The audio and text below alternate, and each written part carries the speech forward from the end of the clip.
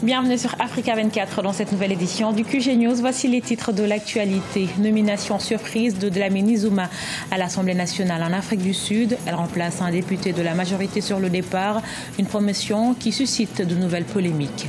Au Kenya, une application mobile prépare une levée de fonds en 2018. Spécialisée dans la réservation de taxis et de voitures avec chauffeur, Little envisage de s'étendre sur tout le continent africain. Et puis, une entreprise revisite la bouillie au Nigeria, aliment traditionnel à base de maïs ou de sorgho. La bouillie est désormais proposée dans un packaging respectueux des normes hygiéniques. Nouvelle controverse en Afrique du Sud après la nomination d'Nkosazana Dlamini Zuma à l'Assemblée nationale, alors que la campagne pour briguer la présidence de l'ANC, le parti au pouvoir, est prévue pour décembre 2017. Cette promotion de l'ex-présidente de la Commission de l'Union africaine fait craindre des changements à l'intérieur même du gouvernement. Patricia Solange-Dubois. À seulement 3 mois de l'élection pour la présidence de l'ANC, le Congrès national africain a désigné le 6 septembre Nkosazana Dlamini Zuma comme député à l'Assemblée nationale sud-africaine. L'ancienne épouse de Jacob Zuma remplace le député démissionnaire Poulé Mabé. On lui prête la volonté de concourir en 2019 au poste du président de la République sud-africaine. Et si c'est le cas, il y a des étapes préalables pour être candidate à ce poste-là. Et une des étapes est de donner à Mme Zuma une sorte de tribune, la possibilité de s'exprimer, de se faire entendre.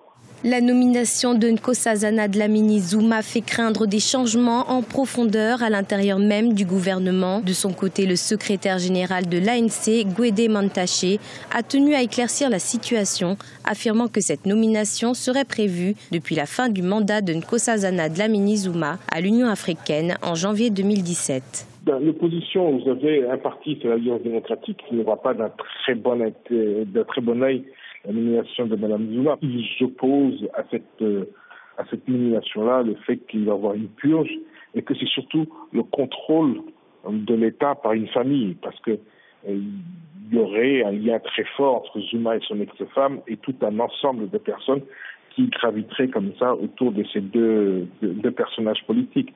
Donc ils ont peur que l'État sud-africain devienne l'affaire de la famille Zuma. L'ancienne présidente de la Commission de l'Union africaine est aujourd'hui soutenue par la Ligue des femmes et par la Ligue des jeunes de l'ANC dans sa course pour briguer la tête du parti. Elle devrait prêter serment en tant que députée au Parlement sud-africain la semaine prochaine.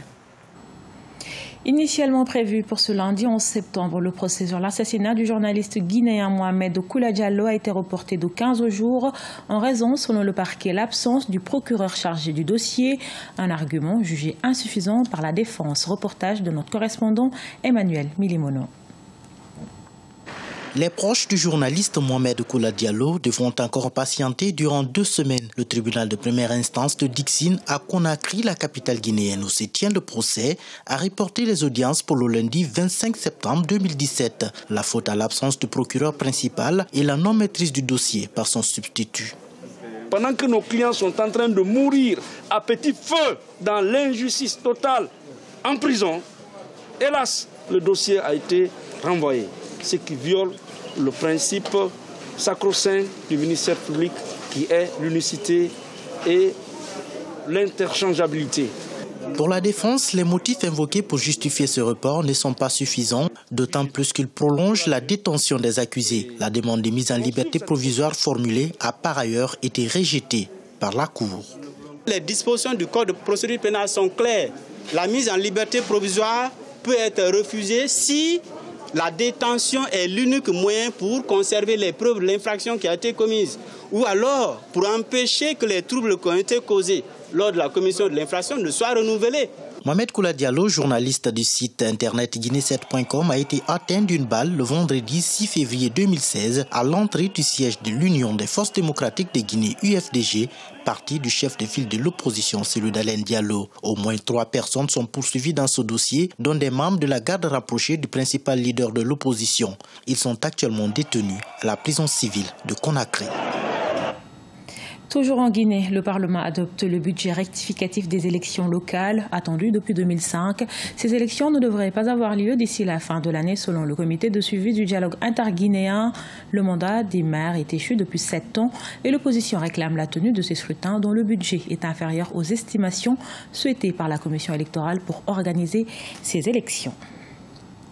Au Kenya, une nouvelle start-up s'est confortablement installée depuis juillet 2016 dans le marché de la réservation de taxis et de voitures avec chauffeur via une application mobile dénommée Little.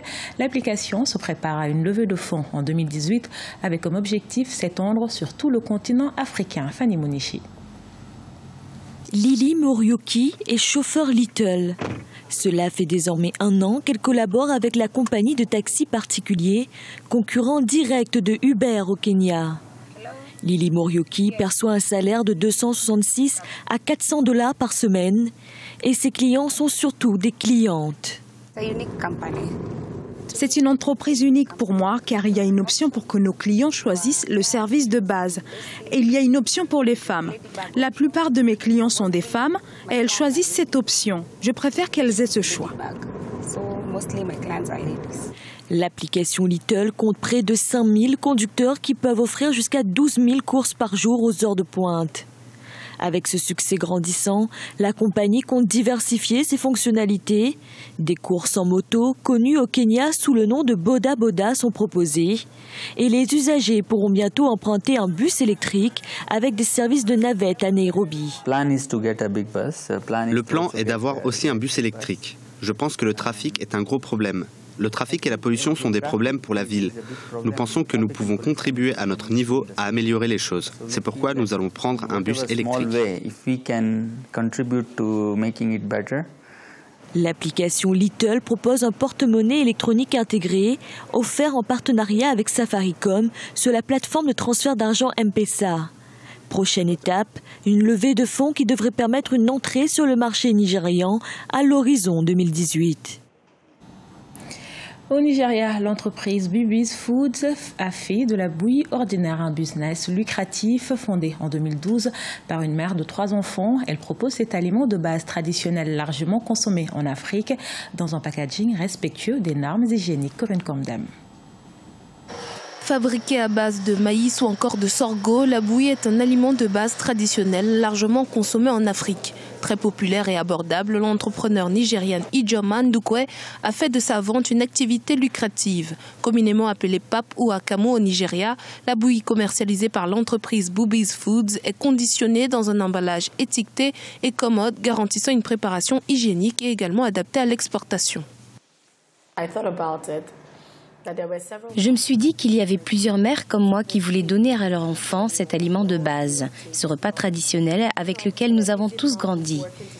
Mais les mamans sont souvent occupées et n'ont pas vraiment le temps de faire tout le procédé pour obtenir la bouillie. J'ai pensé que je pourrais leur faciliter la tâche en offrant ainsi un produit fini, commode et hygiénique. Traditionnellement, les graines de maïs ou de sorgho sont lavées et trempées pendant au moins 3 jours avant d'être écrasées dans une machine pour obtenir la pâte nécessaire pour réaliser la bouillie. Elle travaille actuellement au développement d'une formule sèche pour l'exportation. Elle a de grands projets concernant ce produit simple dont la diaspora nigériane est particulièrement friande. Je l'ai vu, il est bien emballé. Alors je pense que ma famille va le préférer à la version locale, généralement vendue en plein air. Nous exportons donc, mais pas à grande échelle, pour répondre à la demande de ce produit à l'extérieur du pays. Mais nous exportons vers les États-Unis et vers le Royaume-Uni. Et les gens voyagent eux-mêmes avec les produits vers les endroits comme le Canada, Chypre, l'Afrique du Sud, l'Allemagne et à bien d'autres endroits aussi. En 2012, Ijoma a commencé à commercialiser son produit Bubis Pap dans sa voiture pour moins d'$1. Aujourd'hui, elle est à la tête d'une entreprise florissante avec plus de 80 fournisseurs à travers le Nigeria. Une boîte de Bubis Pap se vend à $2,50 américains. Elle est particulièrement fière de son entreprise locale qui permet de créer de la richesse et stimuler le marché de l'emploi nigérian. Ce journal a été réalisé par l'ensemble de la rédaction. Nous vous remercions pour votre fidélité. Dans un instant, une nouvelle édition de l'actualité sur Africa 24.